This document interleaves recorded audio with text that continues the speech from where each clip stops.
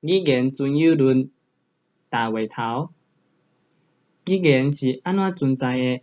这是以语言存有论为名的这本册所要问的问题。语言学这个学问对语言本身拥有什么款的构造，或者是语言是伫倒位使用、如何互人使用等等的问题，都有真大的关心。除了头前叙述的以外，语言学嘛对语言消灭这件代志抱有关心。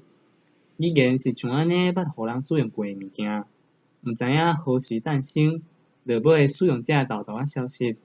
真侪学者针对语言的历史、语言的兴衰做出议论。主题有已经消失的语言、豆豆消失的语言，或者是伫今仔日已经无法度解明的古代文字群甲语言之间的相关性等等。技术语言学或者是历史语言学这两个领域，上大的任务是回答关于各种语言的构造、生态或者是改变，因之间的系谱关系等等的问题。说落来，语言是啥物之类的问题，嘛是语言学者有时阵会议论的问题。像安尼的问题，通常会交由互人称呼做一般语言学的领域来处理。也毋过，像互人称呼做语言的物件是安怎存在之类的问题，就算讲现过语言学的册，基本上嘛看袂到。先确定一件代志，啥物物件敢存在这种形式的问题，毋是真正的存有论问题。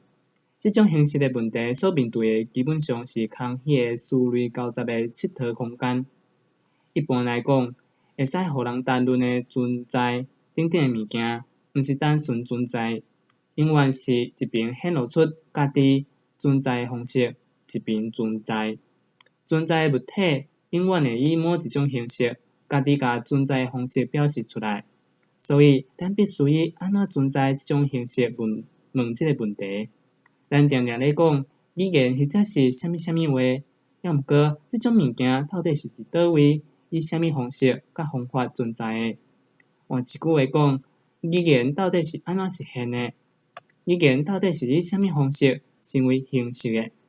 无论到呾即马，甚至是到世界结束，或者是为即马开始，拢有人咧讲话，有人咧听话，有人咧写，有人咧读。